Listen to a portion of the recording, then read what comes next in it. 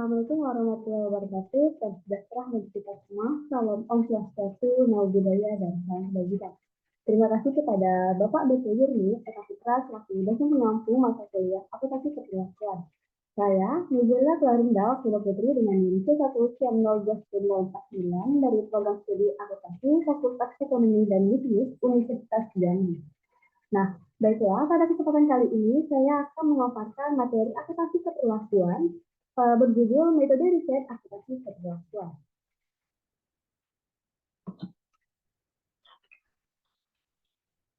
Adapun pembahasan materi tersebut yaitu riset, tujuan riset, variabel riset, pengembangan desain, validitas dan keandalan, metode pengumpulan data, sumber pengumpulan data, memilih responden, instrumen riset, analisis data, dan persiapan laporan. Riset. Nah, riset merupakan refleksi dari keinginan proaktif manusia untuk meningkatkan pengetahuannya mengenai sesuatu. Riset menggunakan metode khusus sehingga tidak bias dan mempunyai kesimpulan yang dapat dipertanggungjawabkan. Riset yang dilakukan juga dapat berbeda dengan kenyataan yang ditemukan di lapangan untuk suatu fenomena yang sama pada lingkungan dan waktu yang berbeda. Tujuan riset. Nah, terdapat 5 tujuan spesifik dari suatu riset, yaitu menggambarkan fenomena, menemukan hubungan, menjelaskan fenomena, memprediksi kejadian di masa datang, dan melihat pengaruh satu atau lebih faktor terhadap satu atau lebih kejadian.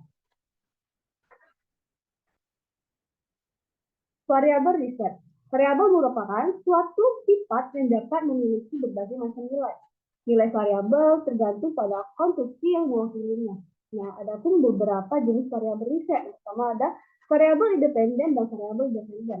Variabel dependen juga disebut dengan variabel bebas yang merupakan jenis variabel yang dipandang sebagai penyebab munculnya variabel dependen yang diduga sebagai akibatnya. Variabel dependen atau variabel terikat dapat dikatakan sebagai jenis variabel yang dijelaskan atau dipengaruhi variabel independen. Yang kedua yaitu variabel moderasi.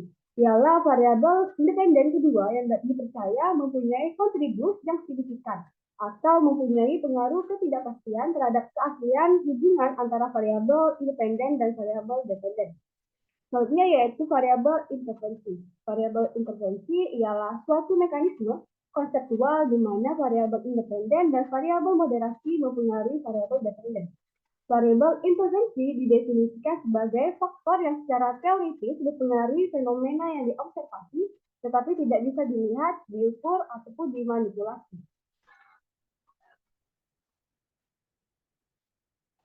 Pengembangan desain. Desain pengembangan harus berjalan dengan penentuan lingkungan riset. Aspek lain dari suatu desain adalah menemukan populasi, menspesifikasikan informasi yang dibutuhkan, memilih, dan mengumpulkan data serta metode serta anggaran. Validitas dan keandalan. Validitas mengacu pada lingkungan yang diukur pada kenyataannya. Penelitian ingin melakukan pengukuran dan apa yang diukur seharusnya berkaitan dengan masalah risetnya. Keandalan. Keandalan berkaitan dengan apakah suatu teknik khusus dan dengan jika digunakan di lapangan dan waktu yang berbeda akan menghasilkan sesuatu yang sama. Peneliti tergantung pada ukuran keandalan, tetapi tidak tergantung pada alat ukur yang tidak andal. Survei. Pernyataan, pertanyaan peneliti dan jawaban responden dapat ditemukan secara tertulis melalui kuesioner. Wawancara merupakan teknik pengumpulan data dengan mengajukan pertanyaan secara lisan kepada subjek riset. Observasi. Proses pencatatan pola perilaku manusia atau kejadian yang sistematis tanpa ada pertanyaan maupun komunikasi dengan individu. Sampling probabilitas dan non-probabilitas. Sampling probabilitas menggunakan beberapa bentuk dari sampling acak. Sampling non-probabilitas tidak menggunakan sampling acak. Dalam sampling probabilitas, setiap elemen dalam populasi probabilitasnya dapat yang dipilih telah diketahui. Metode pengumpulan data. Data primer dapat dikumpulkan dengan mengamati perilaku. Observasi berarti terlibat secara langsung atau tidak langsung dengan perilaku orang-orang yang dijadikan studi.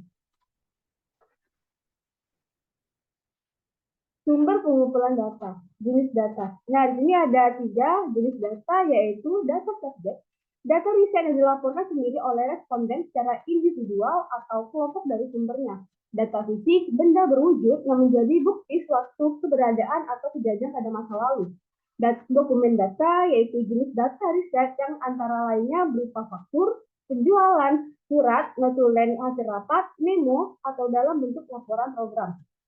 Sumber data. Nah, di sini ada dua jenis sumber data. Yang pertama yaitu data primer. Sumber data yang diperoleh secara langsung dari sumber asli atau pihak pertama. Yang kedua yaitu data sekunder. Sumber data riset yang diperoleh peneliti secara tidak langsung melalui media perantara.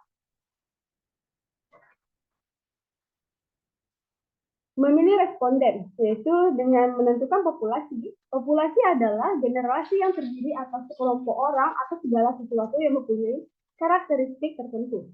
Peneliti menentukan suatu sensus atau suatu sampel. Sensus ialah kegiatan untuk mencari seluruh informasi yang dikumpulkan dari setiap elemen dalam populasi. Sampel merupakan kumpulan informasi dan bagian dari populasi. Instrumen riset. Kuesioner harus sesuai dengan responden dan didesain secara menarik sehingga responden tertarik untuk menjawab kuesioner tersebut, yang pada hakikatnya bertujuan meningkatkan tingkat respons, validitas, dan keandalan data. Analisis data dan persiapan laporan. Analisis data dilakukan setelah peneliti mengumpulkan semua data yang diperlukan dalam riset. Peneliti biasanya melakukan beberapa tahap persiapan data untuk memudahkan proses analisis data. Laporan riset berisi tentang hal-hal yang terkait dengan kejadian peneliti sejak tahap persiapan riset hingga interpretasi dan menyimpulkan hasil analisis. Bentuk atau format laporan riset sangat dipengaruhi oleh keinginan peneliti, hal-hal yang perlu dilaporkan, serta permintaan dari sponsor riset. Cukup sekian pemaparan materi dari saya. Lebih dan kurang saya mohon maaf. Saya akhiri dengan wabillahi taufiq wal hidayah. Wassalamualaikum warahmatullahi wabarakatuh. Terima kasih.